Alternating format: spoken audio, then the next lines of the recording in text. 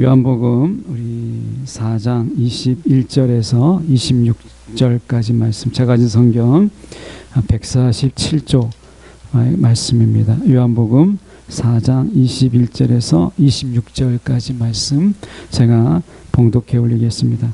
예수께서 이르시되 여자여 내 말을 믿으라. 이 산에서도 말고 예루살렘에서도 말고 너희가 아버지께 예배할 때가 이르리라. 너희는 알지 못하는 것을 예배하고 우리는 아는 것을 예배하노니 이는 구원이 유대인에게서 남이라. 아버지께 참되게 예배하는 자들은 영과 진리로 예배할 때가 오나니 곧 이때라. 아버지께서는 자기에게 이렇게 예배하는 자들을 찾으시느니라. 하나님은 영이시니 예배하는 자가 영과 진리로 예배할지니라. 여자가 이르되 메시아 곧 그리스도라 하는 이가 오실 줄을 내가 아노니 그가 오시면 모든 것을 우리에게 알려주시리이다. 예수께서 이르시되 내게 말하는 내가 그라 하시니라. 아멘. 오늘 이 말씀 가지고 더 깊은 만남이라는 제목으로 함께 말씀을 나누기를 원합니다. 장소에 만약에 여러분이 얽매이지 않는다고 한다면, 이런 조건 속에서 여러분 장소에 어디든지 갈 수 있다고 한다면 여러분은 어디를 가고 싶으십니까? 어떤 분은 제주도로 가고 싶다고 하는 분도 있겠고, 또 어떤 분들은 산으로 들로 다 다르잖아요. 저는 만약에 장소에 구애를 받지 않고 제가 한 군데를 간다고 한다면 골목길을 가고 싶어요. 김영철의, 여러분 TV 보시면 동네 한 바퀴라고 하는 프로그램이 있는데 최근에는 이 공릉동도 나왔어요. 공릉동, 하계동 이렇게 나왔는데 이 골목길을 다니면서 노포 오래된 점포도 보고 또 오래된 식당도 가보고 또 사람들 사는 동네도 들어가서 보고 이렇게 사람들을 만나는 프로그램이에요.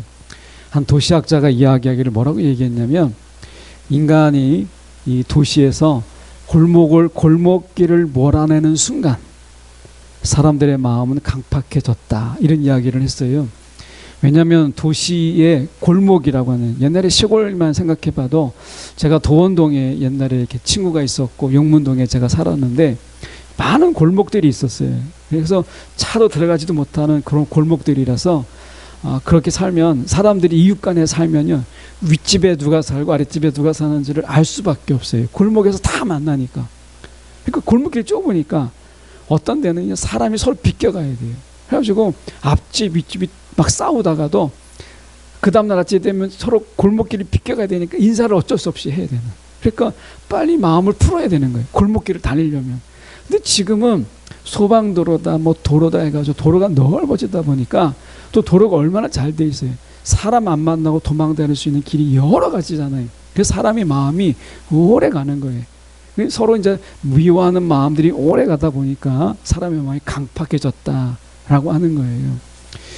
골목길, 예수님께서 말씀하시길 좁은 길로 가라 이렇게 말씀하셨죠. 왜 좁은 길로 가라고 했을까? 여러 가지 이유가 있겠죠. 그런데 좁은 길로 가게 되면 예수님을 피할 수가 없어요. 예수님을 만날 수밖에 없는 이곳이죠. 오늘 우물가의 여인은 사마리아 여인입니다.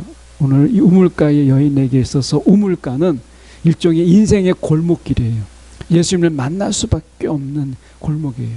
피할 수 없다는 거예요. 마치 우물가는 뭐 넓으니까 뭐 도망가면 되겠지 하는데, 이 여인에게 있어서 우물가는 골목길이에요. 피할 수가 없어요. 예수님이 이 여인을 찾아와요. 오늘 우물가 여인 속에서 우리가 예배라고 하는 부분을 저희가 살펴보려고 해요. 그래서 함께 저희가 보려고 하는데, 24절에 보시면 하나님은 영이시니 예배하는 자가 영과 진리로 예배할지니라 이렇게 돼 있어요. 하나님은 영이시다라는 말이 여러 의미가 있겠죠. 우리가 하나님은 영이시다 그러면 여기서는 우리가 좀 줄여서 볼 필요가 있어요. 너무 넓게 보면 영이다라는 말이 너무 어렵거든요. 그러니까 하나님이 영이시다라는 말은 안에 계신 곳이 없다. 이곳에도 계시고 또 저곳에도 계시는 거죠. 우리는 여기에서 여러분이 이곳에 계시면요, 분명 여러분은 집이 없는 거예요. 집이 안 계신 거예요. 왜? 여러분은 한 군데만 계실 수 있으니까 여러분 이곳에 계시면 여러분의 집은 여러분 집에는요 여러분이 계시지 않아요.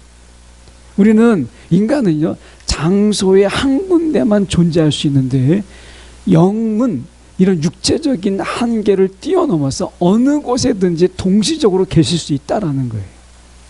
이게 영이에요. 또한 영이라고 하는 것은 여러분 밤에 요새 주무시다가 요새는 저녁이 기니까 새벽에 일어나시기도 하시잖아요. 그 새벽에 일어났는데 하나님이 주무실 것 같아서 여러분 기도를 안 하신 적 있으십니까? 그러신 적은 없잖아요. 하나님이 너무 늦은 시간에 하나님이 너무 주무시지 않으실까 해서 너무 죄송한 마음에 여러분 새벽이나 늦은 시간에 여러분 기도를 하려다가 마신 분 계십니까? 걱정하지 마세요. 하나님은 어느 시간 어느 때든지 우리의 기도를 들으세요. 이게 영이라는 거예요. 하나님은 시간과 장소에 구애받지 않으세요. 하나님은 이곳에 계시면서 동시에 미국에도 계실 수 있고요. 우리가 더 넓은 더 다른 우리가 터키에도 계실 수가 있어요. 이게 영이다라고 하는 거예요. 그러면 하나님이 영이시라고 하면 뭐가 문제가 되냐면 장소는 이제 고민의 상황이 아니라는 거예요. 왜? 하나님이 어느 곳에 계시니까 하나님의 교회만 계시는 게 아니잖아요. 그러니까 하나님이 영이라는 이야기는 장소의 문제는 고민의 상황이 아니다라고 하는 거예요.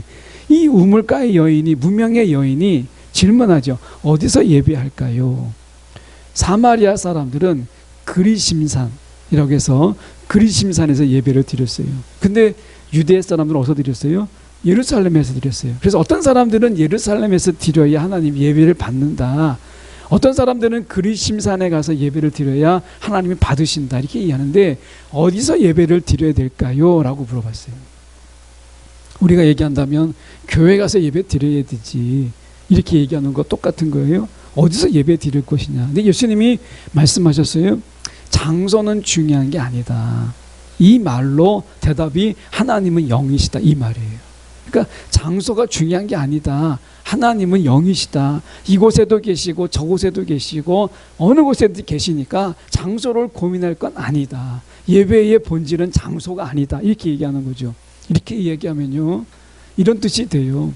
저와 여러분이 이제 교회의 문턱을 이제 넘어 들어왔잖아요. 이제 교회 예배의 자리에 여러분이 앉아 있잖아요. 그런데 이것만으로는요. 예배의 준비를 한 거지 그게 예배는 아니에요. 장소에 내가 있다고 해서 이 자리에 문을 열고 들어왔다고 해서 이 자리에 있다라는 것으로 인해서 예배가 전체 이게 난 예배 드렸다 이게 아닌 거예요. 그냥 장소에 온 거예요. 온 거. 왜냐하면 하나님은 여러분의 가정에도 하나님은 계시고요. 이곳에도 하나님은 계세요. 그런데 동일한 하나님이세요. 여러분의 가정에 계신 하나님과 교회에 계신 하나님이 다르지 않아요. 똑같은 하나님이에요. 그런데 우리는 이곳에 왔어요. 이곳에 온 이유는 장소 때문에 온 게 아니다라는 거예요. 장소가 아니다. 또 다른 이유가 있다라는 거예요. 그 이유를 알아야 우리가 예배라는 것을 이해할 수 있다라는 거예요. 우리는 왜 이 자리에 왔느냐. 이 질문인 거죠. 여러분 이곳에 왜 오셨어요? 여기 몇몇 분들은 지금 1시간이 넘게 걸려서 오셔요. 대중교통으로 차량으로 1시간 넘게 걸려서 오시거든요. 그런데 여러분의 가정에서도 여러분 하나님은 동일한 하나님이고 이곳에서 계신 하나님도 동일한 하나님이에요. 그런데 왜 우리는 이곳에 모여 있을까? 여러분은 왜 여기에 왔고 저는 왜 여기에 서 있을까? 라고 하는 질문이에요. 이 질문을 저희가 한번 던져보면서 저희가 본문을 좀 보려고 해요.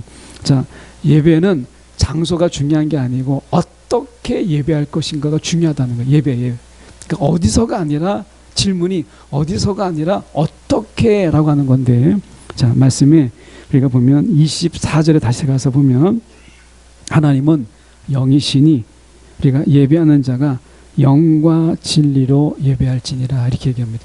영과 진리로 예배할지니라. 어떻게 예배할 것이냐? 영이라고 하는 것은 성령을 이야기해요. 성령으로 예배할지니라. 진리라고 하는 것은 예수님이라고 번역하기도 하고 또는 우리가 진리의 말씀이라고 하기도 하고 이걸 통틀어서 진리이신 성령님이라고 이야기하기도 합니다. 중요한 것은 성령님이에요. 성령님의 도우심으로 예배하라는 거예요. 성령의 도우심으로. 이 말씀이 무엇이냐면 하나님이 영이시잖아요. 하나님이 영. 그 영이니까 하나님의 영의 수준에 맞도록 우리가 이 하나님의 눈높이를 맞춰야 되는 거예요. 하나님 눈높이를. 근데 우리가 육체인 우리는 하나님의 눈높이를 맞출 수가 없어요. 그분의 눈높이에 맞출 수가 없는 거예요. 그분의 수준에 우리가 맞출 수가 없어요. 그러니까 성령의 도우심이 있어서 우리를 주님의 눈높이에 맞추고 그분과의 이 격을 맞춰줘야 예배가 되는 거예요. 그래서 성령이 도우실 때 그분이 이제 영이시잖아요. 우리 육체이지만 우리 영을 가지고 있긴 하지만 그분이 영이시라는 부분 속에서 우리의 격과 수준을 좀 높여야 돼요. 눈높이를 맞춰야 되니까. 이것을 해주시는 분이 역할이 누구냐? 성령님이 그 역할을 해주시는 거예요. 그래서 성령님이 영이신 하나님과 우리의 수준을 맞추고 격을 맞춰주는 거예요. 그래야 우리가 예배를 드릴 수 있으니까. 왜 예배가 이렇게 하나님 성령의 도우심을 받아야 되느냐라고 얘기했을 때 예배가 무엇이냐라는 질문 속에서 우리가 봐야 되는데 이 영과 진리로라고 얘기했을 때 성령을 이야기하는데요. 고대 유대교, 그러니까 고대 히브리인들이라고 생각하면 돼요. 고대 히브리인들은 성령 딱 하면 제일 먼저 떠오르는 게 뭐냐면 예언이었어요. 여러분 성령 하면 제일 먼저 떠오르는 게 뭐예요? 급하고 강한 바람처럼 뭐 교회를 생각날 수도 있고 어떤 거는 치유를 생각하시는 분도 있고 다양하잖아요. 근데 이 고대 히브리인들은 성령을 딱 생각하면 제일 먼저 생각하는 게 뭐냐면 예언이었어요. 예언. 그래서 그들의 성령관은 예언적 성령이었어요. 그래서 오늘 본문에서 영과 진리로 예배할지니라고 하면서 예수님이 더 말씀을 안 하세요. 이게 끝이에요. 그러면 적어도 1차 독자, 요한복음의 1차 독자는 이 말의 뜻이 무엇인지를 알았다는 이야기예요. 몰랐으면 설명했을 텐데 알았다는 이야기죠. 그러면 그들이 어떻게 이해했을까라고 하는 것인데 그들은 성령을 어떻게 이해했다고요? 예언적 성령으로 이해했다. 예언적 성령. 이 뜻이 무엇이냐면 이제 저희가 말씀을 들었어요. 저와 여러분이 말씀을 듣잖아요. 이 말씀은 하나님께서 말씀으로 세상을 창조하셨고요. 있으라면 있었고 그리고 빛이 있으라 하면 있었어요. 그리고 예수님께서 풍랑을 명하여서 잠잠하라 하면 말이 떨어지자마자 잠잠해졌어요. 귀신에게 명하여 나가라 하면 말이 떨어지자마자 귀신은 나갔어요. 병마를 꾸짖어서 나가라 하면 병마가 나갔어요. 말씀이 앞으로 있을 일의 실제였어요. 이게 예언적이다라고 하는 거예요. 오늘 이 시간에요. 우리가 하나님이 저희 입술을 통해서 말씀을 하시잖아요. 말씀을 듣는 가운데 여러분이 야 이거는 정말 나에게 주시는 말씀이야. 그래서 여러분이 막 소리 내가지고 아멘은 안 하더라도 여러분의 속에서 아멘 하게 되면 그 말씀이 여러분의 미래에 가까운 미래 또는 먼 미래 안에 실제가 된다라고 하는 것을 믿는 거예요. 이게 예언적 성령이에요. 그러니까 성령이 도우신다는 게 뭐냐면 우리가 말씀을 듣잖아요. 근데 말씀을 듣는데 이 성령이 뭐 하시는 영이세요? 교통의 영이에요. 성령은 교통이에요. 예수님은 은혜고 하나님은 사랑인데 성령은 교통이에요.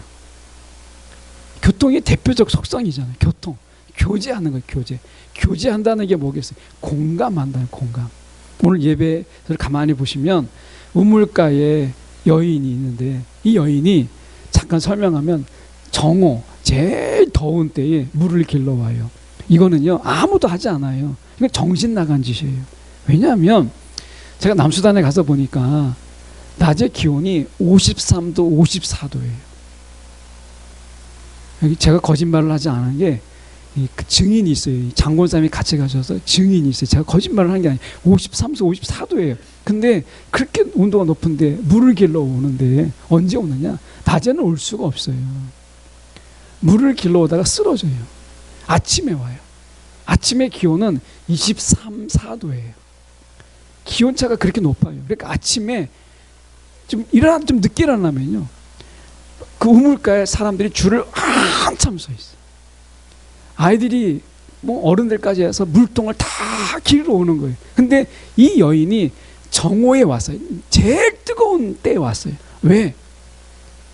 남편이 5 있었고 지금 6번째 남편인데 남편이 아닌 거예요. 그러니까 이 여인은 정말 슬픈, 어떻게 보면 그 삶이 정말 남들이 볼 때 정말 어려운 자였어요.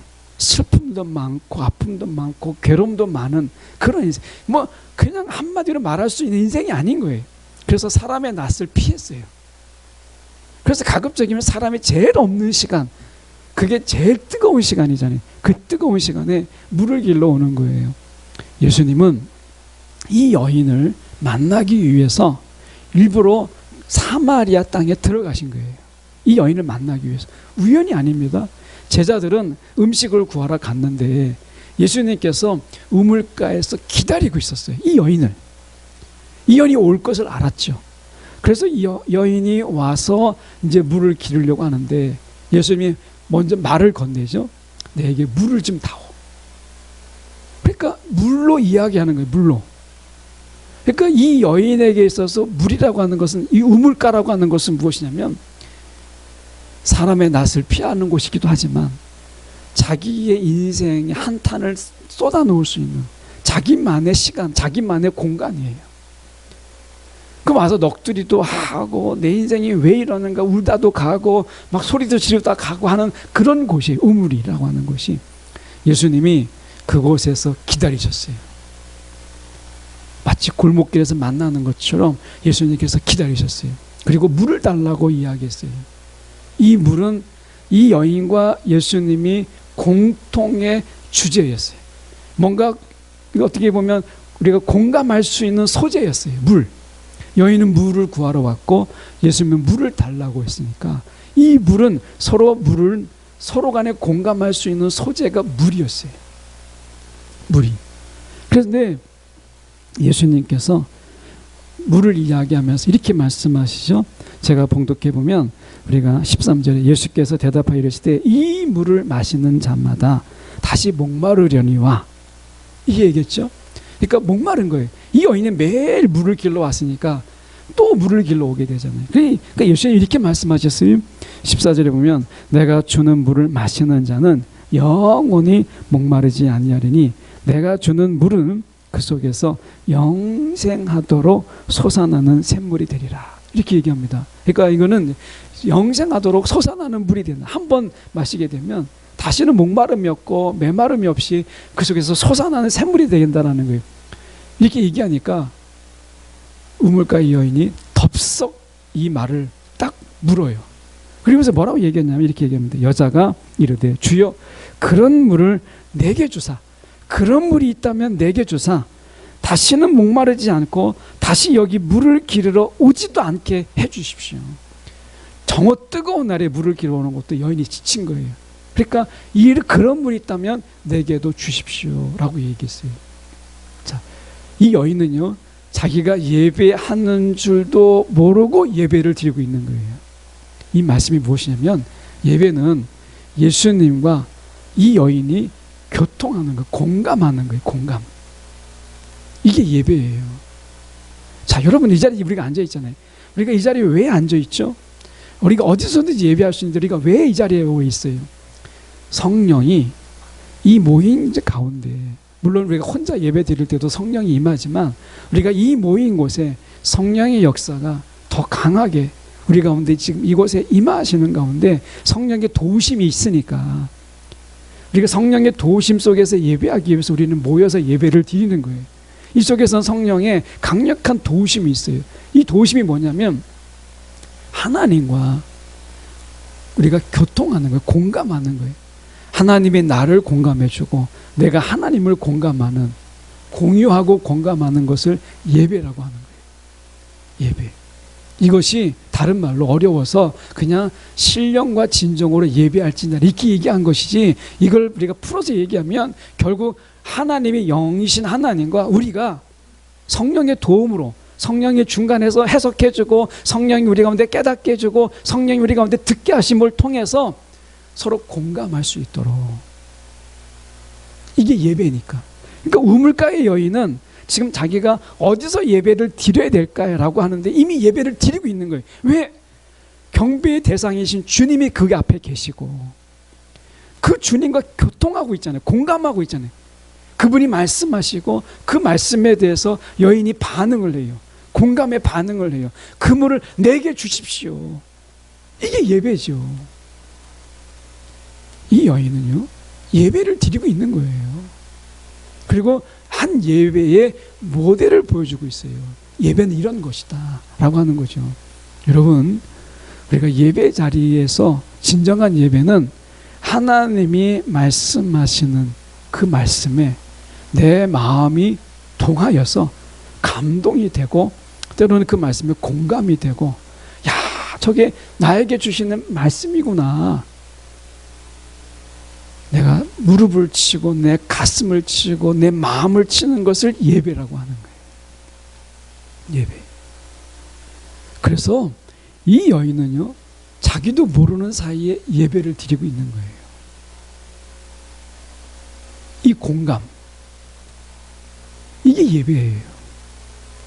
여러분, 우리가 TV에서 보면, 그냥 요새는 우리가 보면 교수님들 나와서 뭐 강의하는 게 참 많더라고요. 프로그램도 보면. 그런데 강의는요, 그냥 내 머리를 더 뜨겁게 하고 그냥 상식적으로 아는 것을 더 보태주는 거죠. 뭐 쌩과 함께 이런 걸 보면 그냥 강의를 하잖아요. 근데 여러분, 마음이 막 뜨거워지고 막 그 속에서 공감이 되고, 야, 막 내 마음에 막 눈물이 흐르고 그렇습니까? 안 그렇잖아요. 그러면 예배는 다른 거죠. 예배는 우리가 설교자의 강의를 듣다가 가는 자리가 아니에요. 예수님이 하는 이야기를 이 여인이 받아 적어서 이런 것도 있구나. 야, 그냥 물을 이렇게도 볼 수 있구나. 야, 정말 똑똑하다. 이렇게 돌아가는 자리가 아니라는 거예요. 이 여인은 지금 자기 평생의 목마름과 이 메마름 속에서 예수님의 말씀을 통해서 그걸 해가를 경험하고 그 속에서 이 생수가 솟아나는 느낌을 경험하는 거예요. 이게 예언적 성령이라는 거예요.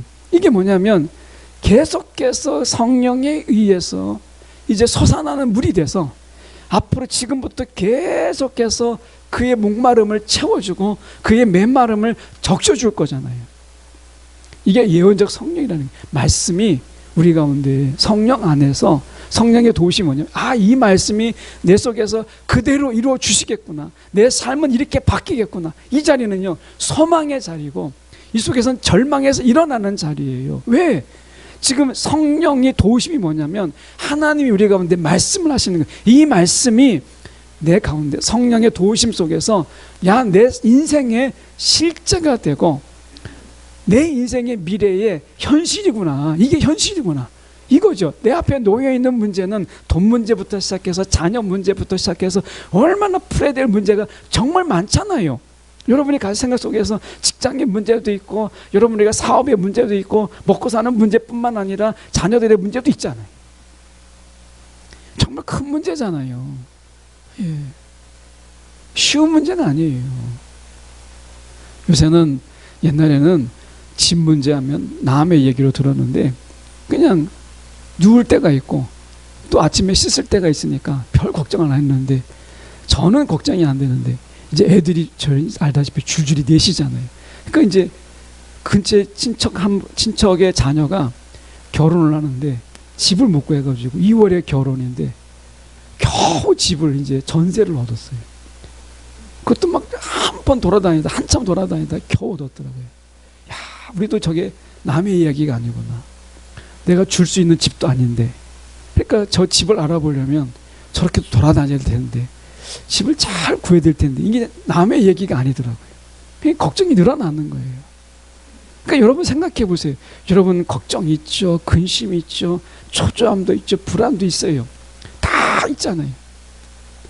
그런 가운데서 우리가 이 예배라는 게 도대체 무슨 의미가 있냐. 똑같은 상황인데, 그런데 우리가 성령의 도우심은요, 예언적 성령이에요. 다시 말하면 말씀 속에서 하나님이 우리에게 말씀으로 우리가 내가 도우리라, 내가 해결하리라, 내가 너를 세우리라 라고 말씀 속에서 그 말씀을요, 성령 안에서 내가 받는 거예요.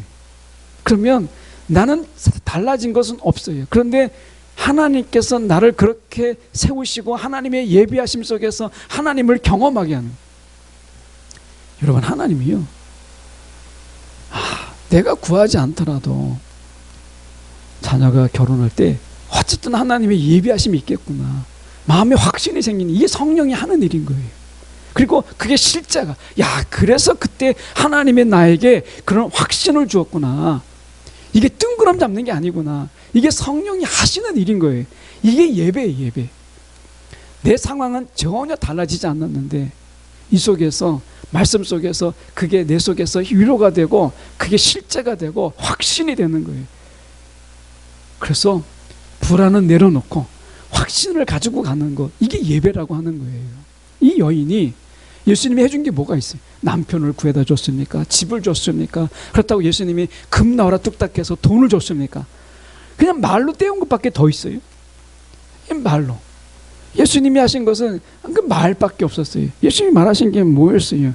지금 보면 이렇게 말씀하시잖아요. 지금 보면 우리가 여자여 내 말을 믿으라. 이 산에서도 말고 예루살렘에서도 말고 너희가 아버지께 예배할 때가 이르리라 라고 이야기하면서 예배에 대해서 이야기해요. 이 여인이 예배에 대해서 들은 게 전부인데, 그러면서 그가 이야기하잖아요. 하나님은 영이시니 예배하는 자가 영과 진리로 예배할지니라. 이 어려운 말을 들었는데 이 여인은 이것 때문에 막 너무 기뻐서 들뜨는 거예요. 이 의미를 아니까. 예수님께서 어떤 예배를 그에게 이야기했어요? 이건 설교죠. 뒤에는 예배는 이런 것이다 라고 설교한 거고, 이미 이 여인은 예수님과 교통 속에서 이미 예배를 드리고 있는 거예요. 물로 공감할 수 있는 거.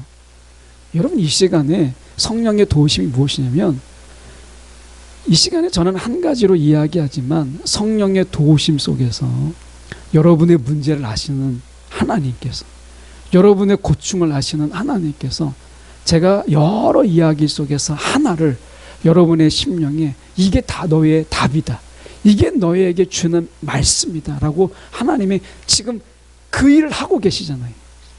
여러분, 성령이 지금 제가 여러 가지 이야기를 했지만 여러분 그 속에서 어느 것 하나가 여러분 성령이 여러분에게 지금 화살처럼 여러분의 심령에 팍 꽂히게 하시는 이 일을 성령이 하시는 거예요. 그러면서 여러분이 어떻게 해요? 이건 내게 답이구나, 내 문제의 답이 이거구나, 이거를 깨닫게 하시는 것이 예배라는 거예요. 예배는요, 그래서 나에게 하시는 말씀인 거예요. 이 우물가의 여인은 우리가 예수님과 1대1로 서잖아요. 여러분, 우리가 같이 있지만 하나님과 1대1로 서는 게 예배예요. 그 속에서 이 여인에게 필요한 이야기들을 다 말씀하시는 거예요. 말씀 속에서 보면 이런 말씀이 있습니다. 좀 어려운 말씀에 보면 이렇게 되어 있어요. 23절에 보시면 이렇게 말씀합니다. 아버지께 참되게 예배하는 자들은 영과 진리로 예배할 때가 오나니, 성령의 도우심으로 우리가 예배할 때가 오나니, 그러니까 이 예배는 성령의 도우심으로 예배할 때가 오나니 곧 이때라, 지금이 그때다 라는 거예요. 지금이 우리가 성령의 도우심으로, 성령이 아니고서는 예배가 아닌 거예요. 그러니까 성령이 아니고서는 예배가 아닌 거예요. 성령의 도우심이 있어야 예배가 되는 거예요. 그런데 말씀 속에서 보면 이렇게 말씀합니다. 아버지께서는 자기에게 이렇게 예배하는 자들을 찾으시니라. 이렇게 예배하는 자, 이렇게라고 얘기죠. 이렇게가 뭐예요? 이게 어려운 거예요. 이렇게 예배하는 자. 근데 유진 피터슨이 더 메시지를 이제 개인 번역이지만 정말 이렇게라는 말을 정말 잘 번역했어요. 이렇게라는 말을 두 단어로 요약했어요. 이렇게라는 게 하나는 무엇이냐면 그가 이야기할 때 simply예요. simply. 그러니까 단순하게, simply. 단순하게 이렇게 예배하는 거예요. 첫 번째가 단순하게. 여러분, 공감은요 단순함 속에 있어요. 단순함 속에. 여러분, 드라마 보다가 제가 볼 때는 왕호희 집사님은 드라마 보다가 많이 우실 것 같아요. 막 대성통곡 하실 것 같아요. 막 드라마 보다가 막 감동이 돼가지고. 여러분들의 드라마 우리가 볼 때 여러분 복잡한 생각은요 여러분 감동을 주지 못해요. 드라마 속에서. 여러분 감동을 받는 건 언제죠? 단순할 때예요. 단순할 때. 그러니까 단순함이 감동을 주는 거예요. 막 복잡하잖아요. 여러분 그러면 여러분 복잡한 강의 되면 감동이 되십니까? 머리만 복잡해지죠. 여러분 우리가 드라마나 영화 속에서 여러분 우리가 감동을 받는 이유가 뭐겠어요? 그 단순함 속에서 메시지가 팍 다가오니까 감동이 되는 거예요. 그러니까 이렇게 예배한다라고 하는 것은요, 단순하게 예배하는 거예요. 그저 하나님만 바라보고 그저 내가 주님만 바라보는 이 단순함, 이게 우리에게 감동을 주는 거예요. 그래서 여러분 하나님은 예배할 때 우리가 복잡하게 막 예배하는 거 원치 않으십니다. 복잡한 마음으로 복잡한 생각으로 예배하기를 원치 않아요. 성령은요 우리를 어떻게 도우시냐, 저와 여러분의 생각과 마음을 단순하게 만들어요. 그래야 하나님의 말씀이요 직접적으로 내게 다가오는 거죠. 아니 생각해 보세요. 예수님이 우물가 여인에게 앉혀놓고 물은 말이야 H2O고 물은 말이야 이렇게 되는 거예요. 산소와 막 수소의 결합 속에서 물이 되고 막 이렇게 이딴 얘기하고 과학적인 이야기를 하고 막 이야기해 보세요. 여인이 감동을 받을 수 있겠어요? 목마름을 이야기할 때 목마름으로 이야기하니까 감동이 되는 거잖아요. 이 단순함, 이것이 감동이에요. 성령의 감동을 받을 때 생각해 보세요. 복잡하지 않습니다. 우리의 마음을 그냥 단순하게 하나님으로 그냥 배고프게 하는 거예요. 이때 채우심을 통해서 우리는 감동을 받는 거죠. 그래서 성령의 도우심은요, 첫 번째 우리를 단순하게 만들어요. 찰스 스윈돌이 단순한 믿음이라는 책을 썼는데 거기서 보면 믿음은 복잡한 게 아니다. 그러니까 우리의 믿음, 하나님이 주시는 믿음은 우리를 단순하게 한다는 거예요. 단순하게, 우리를 단순하게. 어린아이들을 보십시오. 어린아이들이 왜 감동을 받아요? 왜 그렇게 별일도 아닌데 막 깔깔대고 막 웃고 별일도 아닌데 막 울고 왜 그래요? 단순해서 그래요. 애들이 복잡하면요, 나이가 들면 이제 생각이 복잡해지고 사람 마음이 복잡해져요. 그러니까 울 때도 울질 않고 웃을 때도 웃질 않는 거예요. 복잡하니까. 근데 애들은 안 그러거든요. 애들은 조금만 전에 막 울었다가도 조금만 보여주면 막 웃어요. 정신병자 같잖아요. 이게 왜 그런가? 단순해서 그러는 거예요. 성령은 우리가 예배할 때 저와 여러분의 심령을 단순하게 해요. 다 걷어내요. 그리고 주님을 바라보게 하는 거예요. 이게 성령의 도우심이에요. 이렇게 예배할 때 첫 번째가 단순함. 단순함 속에 여러분 감동이 있어요. 옛날 7번 방 선물 영화 보셨어요? 그 별거 아닌데 1000만 명이 넘었잖아요. 보면은 아이 하나가 어른을 막 울렸다가 웃겼다 다 해요. 애 하나가. 그 아이가 던지는 말이 그렇게 막 사람들을 막 울리잖아요. 복잡한 얘기 하는 게 아니에요. 아이가 뭐 복잡한 얘기를 하겠어요. 아주 단순한 이야기인데 그게 감동을 주는 거예요. 감동. 여러분, 감동은 그런 거예요. 그래서 성령은 우리를 단순하게 해요. 두 번째, 유진 피터슨이 이야기할 때 이렇게 두 번째가 뭐냐면 아니스틀리예요. 다시 말하면 정직하게. 자, 이 여인이 얼마나 정직했냐면 이렇게 이야기합니다. 예수님께서 이렇게 말씀하시잖아요. 16절에 가서 내 남편을 불러오라 이렇게 얘기합니다. 뜬금없이. 그러다가 이 여인이 이렇게 합니다. 내 남편이 없나이다. 나는 남편이 없나이다 이렇게 이야기해요. 그랬더니 예수님이 네 말이 옳다.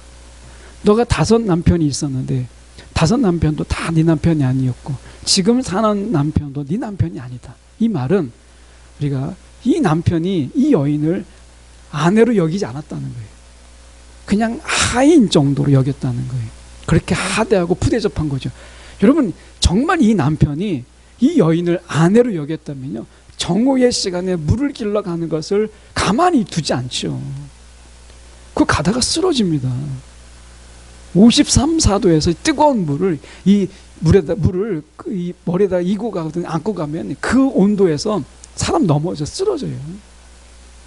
남편이 정상이라면, 아니 자기 아내가 53, 4도 되는 그 뜨거운 정오의 시간에 물을 길러 가면 그걸 어떻게 그걸 가라고 하겠어요? 못 가게 하죠. 아침에 자기가 떠오면 되잖아요. 이것은 이야기가 뭐냐면 남편이 아내에 대해서 함부로 대했다라는 것을 이야기하는 거예요. 얼마나 무시했으면 아내가 그 더운 때에 물을 길러 가는 것을 보고 있어요. 이런 남자가 어디 있어요? 그러니까 남편이 아닌 거예요.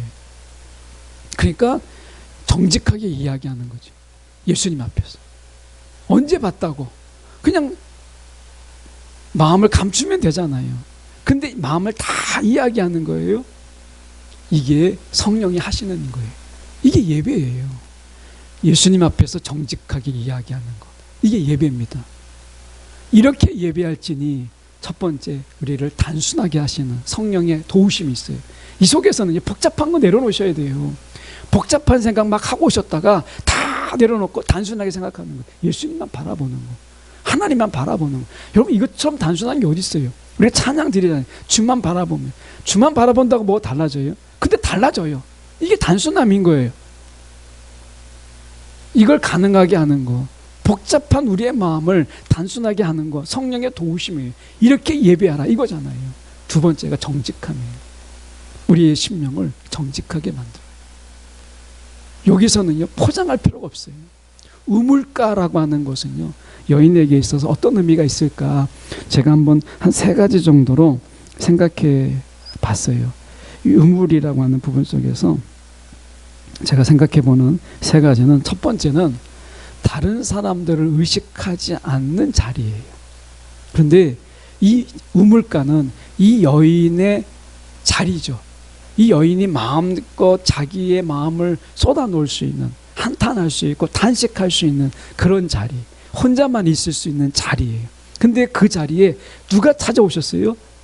예수님이 찾아오셨어요. 예배는요 예수님의 찾아오심을 통해서 시작하는 거예요.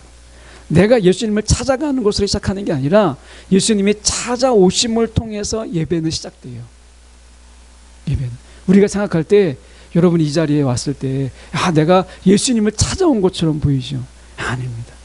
우리가 저나 여러분이 이곳에 있기 전에 이미 예수님은 이곳에 계셨어요. 예수님이 우리가 올 것을 알고 찾아오신 거예요. 예배는요 예수님의 찾아오심을 통해서 시작해요. 그리고 우물가는 중요한 게 뭐냐면 이 여인의 삶의 자리였어요. 눈물이 있는 자리였고 탄식의 자리였어요. 여러분, 이 교회에 여러분의 자리가, 여러분이 앉은 자리가, 대부분의 경우 이제 앉으신 데는 거의 앉으시잖아요. 그렇죠? 많고 많은 빈자리가 있는데 꼭 그 자리에 앉으시잖아요. 그러니까 그 다른 자리에 앉으면 뭔가 이상한 것 같아요. 그리고 앉은 자리에 꼭 그 자리에 앉고 계시거든요. 그러니까 그게 왜 그런지 저도 이제 왜 거기 앉으세요? 이상민 집사님 늦게 왔는데 꼭 그 자리에 앉아요. 늦게 와도 이게 많은데 꼭 그 자리에 앉거든요. 그러니까 앉은 자리에 꼭 앉는 거예요. 이게 왜 그러냐면 전 이런 생각을 해봐요. 이건 교회의 자리가 되면 여러분 예배에서 실패합니다. 왜냐하면 내가 삶의 자리를 떠나서 내가 교회의 자리, 하나님은 예배의 자리는요 삶의 자리에서 드리기를 원하시는 거예요. 이 우물가는 이 여인에게 있어서는요 삶의 자리예요. 물을 길러 오는 자리. 그래서 여러분이 앉은 그 자리를 교회의 자리로 만들지 말고요 여러분의 자리로 만들어야 돼요. 내가 아플 때 와서 하소연했던 자리, 내가 슬플 때 하나님 옆에 내가 다 토로하는 자리, 기쁠 때 하나님께 먼저 감사하던 자리, 내 삶의 일부요 내 삶의 자리가 될 때 예배의 자리가 되는 거예요. 우물가는 바로 그런 자리거든요. 예수님께서 어디로 찾아오셨어요? 이 여인이 예배하고 싶다는 걸 알았잖아요.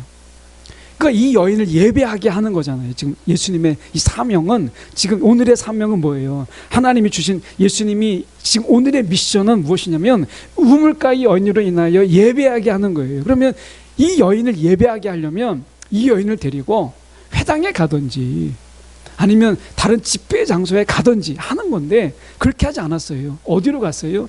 이 여인을 예배하기 위해서 이 여인이 삶의 자리, 그 고독한 자리, 그 외로움의 자리에 찾아가셨다는 거예요.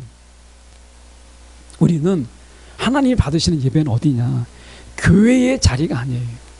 이 자리가 여러분의 삶의 자리로 만드는 게 중요한 거예요. 그때 예배가 되는 거예요. 삶의 자리. 나 교회에 왔다가 아니라 이거는 내 공간이에요. 내 공간. 주님과의 나만이 아는 공간, 나의 공간이에요. 그 속에서 예배가 이루어지는 거예요. 이게 우물가예요. 우물가. 또 하나 생각해 볼 수 있는 것은 규례가 깨졌어요. 이 남자 유다인이 여자 사마리아인에게 말을 거는 건요, 당시에 불문율례, 이 금기사항이에요. 남자 유대인이 여자 사마리아인에게 말을 거는 것은요, 이거는 부정한 일이에요. 말을 걸면 안 되는 거예요. 근데 누가 먼저 말을 걸었어요? 예수님이 먼저 이 여인에게 말을 걸었어요. 이거는 율법을 깨는 거예요. 당시에 율례를 깨는 거예요. 여러분, 예배의 자리는요, 우리의 편견과 우리의 어떻게 보면 선입견을 깨는 자리예요. 우리의 굴레를 깨는 자리예요. 주님은 예배를 통해서 우리의 굴레를 깨요. 우리가 묶여있는 굴레를 깹니다. 그래서 우물가는 바로 그런 곳이에요. 예수님이 먼저 말을 건넸어요. 이걸 깨셨어요. 그리고 그 여인 속으로 여인에게 말을 건냄을 통해서 공감의 자리로 들어가신 거죠. 또 하나 볼 수 있는 것은 우리가 예수님께서 그 여인에게 무엇을 이야기하셨냐면 그 여인에게 정말 필요로 하는 것을 말씀하셨어요. 말씀하셨다는 게 중요해요. 어떤 것을 주는 것보다도요, 말씀을 주셨다는 게 왜 더 중요하냐면 말씀은 예언적이잖아요. 이것은 지속적이에요. 지속적. 하나님이 우리 가운데 말씀으로 이렇게 말씀하셨어요. 자, 만약 빛이 있으라 라고 하면 그냥 한번 빛이 있다 끝나나요? 창조를 가만히 보세요. 우리가 해가 있으라, 달이 있으라 그러면 하나님이 창조하신 일에 해가 지금까지 꺼진 적이 없어요. 여러분, 해가 꺼진 적을 보셨어요? 여러분, 창조 일에 하나님이 해가 있으라, 달이 있으라 했을 때 여러분 그 햇빛이, 해가 지금까지 자가적으로 막 열을 내고 빛을 내는데 하나님께서 태양이 있으라고 했는데 지금까지 안 꺼졌어요. 이것은 뭐냐면 여러분, 어떤 선물을 주는 것보다 하나님의 말씀은 지속성이 있다는 거예요. 지속성. 이게 한 번에 선물을 주는 것보다 더 큰 거예요. 우물가 여인에게 말씀을 주었다라는 것은 지속적인 선물을 주셨다 이거잖아요. 우리는 그냥 차라리 돈을 주지 왜 말씀을 주나 이렇게 되면 우리 짜증을 나잖아요. 근데 여러분, 말씀은요, 우리 가운데 실제 계속적인 돈이에요. 돈 한 번 주는 거는 그냥 끝나잖아요. 그거 쓰면 끝이에요. 근데 말씀은 지속적인 거예요. 우리 가운데 아브라함에게 복이 있으라 라고 했을 때 그 아브라함의 후손들까지 계속 복을 누리잖아요. 그냥 한 번이 아닌 거예요. 여러분, 누군가가 예수님이 여러분에게 혹시 오늘 밤에 나타나셔서 내가 말씀을 줄까 돈을 줄까 하면요, 말씀을 구하세요. 그게 똑똑한 거예요. 돈을 받으면 여러분 그거 받으면 끝나는 거예요. 그래서 이 우물가 여인에게 말씀을 주신 거예요. 얼마나 귀한 거예요. 오늘 이 자리 속에서 주님은 저와 여러분에게 말씀을 선물로 주시기 위해서 부르신 거예요. 이것은 지속성이 있고 계속적인 거예요. 얼마나 귀한 은혜예요. 여러분, 오늘 주님께서 원하시는 것은 무엇이냐? 만남이라는 거예요. 예배는 만남이다. 근데 어떤 만남? 더 깊은 만남. 내 마음 깊은 곳까지 들어오는 그 만남. 이게 예배예요. 우물가의 여인은 지금 예배를 묻지만 이미 예배를 드리고 있는 거예요. 우리에게 이런 예배를 주님께서 주시기를 원하세요. 이런 예배, 더 깊이 만나는 예배, 더 깊은 만남의 예배, 이게 우리 가운데 주시고자 하시는 하나님의 예배라는 거예요. 여러분, 저와 여러분이 이런 예배 속에서 우리가 살아가면 좋겠어요. 더 깊은 만남 속에서. 야, 오늘 주님과 내가 깊이 만났어. 그 만남이 너무나 좋아서 막 일주일 동안 잊을 수 없는 감동 속에서 살아가는 것, 이게 삶의 예배라고 하는 거잖아요. 오늘 이 우물가에 문명의 여인이 만났던 이 예배가 우리의 예배가 되기를 원해요. 주님과 더 깊은 만남이 있는 예배가 있는 저와 여러분의 삶이 되기를 간절히 축원합니다.